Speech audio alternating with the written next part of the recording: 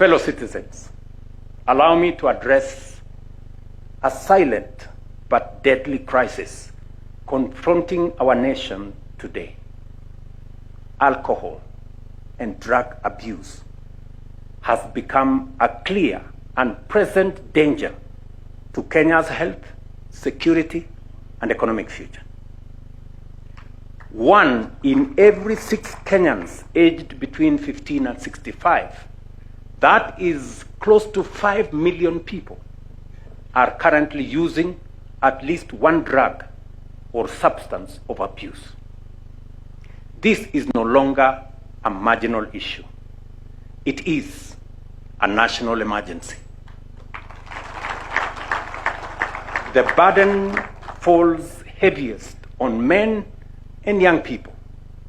1 in every 3 Kenyan men in this age group uses drugs or abuses alcohol.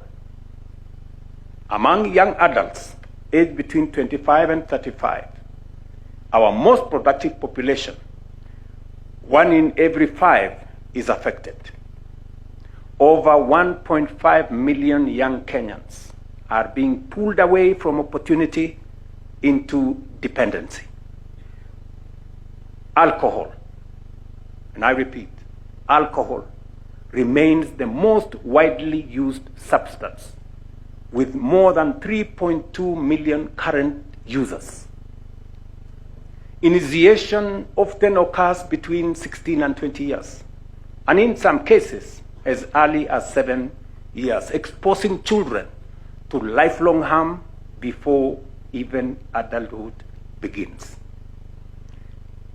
Kenya cannot grow.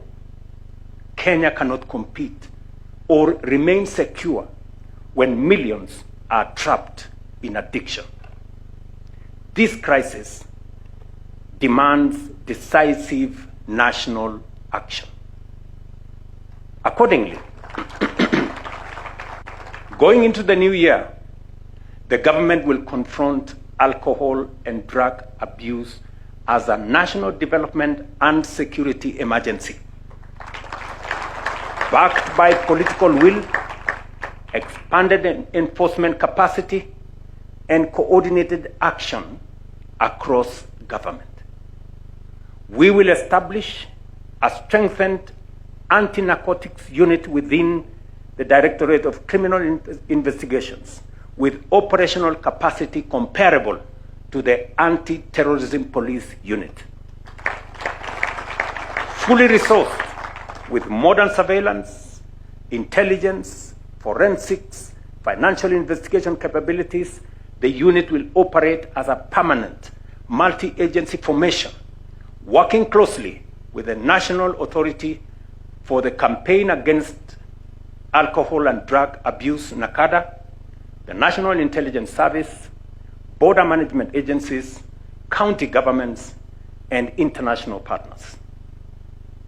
To support this expansion, the unit's strength will be boosted from the current 200 to 700 officers through new recruitment and redeployment, all trained and equipped for national operations against high-level traffickers, financiers, and organized criminal networks. Asset tracing, seizure, and forfeiture will become central to every narcotics and illicit alcohol investigation.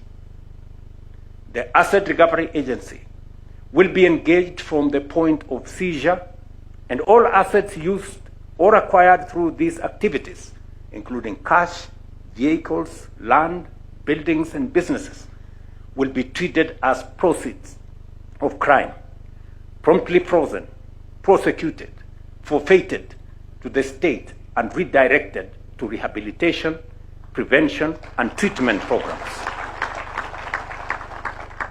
Recognizing these crimes as organized criminal enterprises, I urge the judiciary to consider establishing specialized courts to fast-track cases, and I will be consulting with the Chief Justice on how the executive can support this effort, including resourcing while fully respecting judicial independence. Border security will be strengthened through enhanced capacity for the Border Patrol Unit and the National Police Service, including modern surveillance technologies to monitor movement across our borders.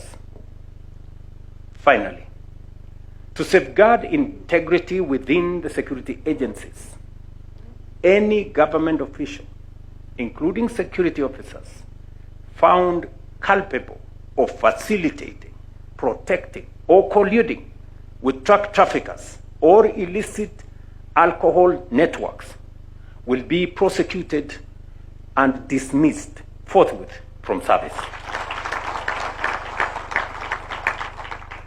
Fellow citizens, this struggle is deeply personal to me as president and as a parent. No law can replace parental guidance, community values, or early intervention in the lives of our children.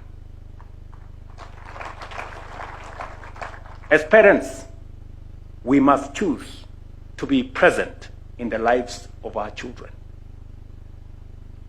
We cannot afford to delegate our children to others.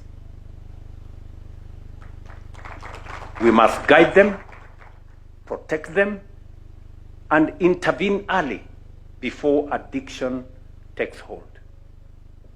If we fail to act, we fail our children, and we fail the next generation. If we rise to this duty, we secure not only their future, but the moral strength and destiny of our nation.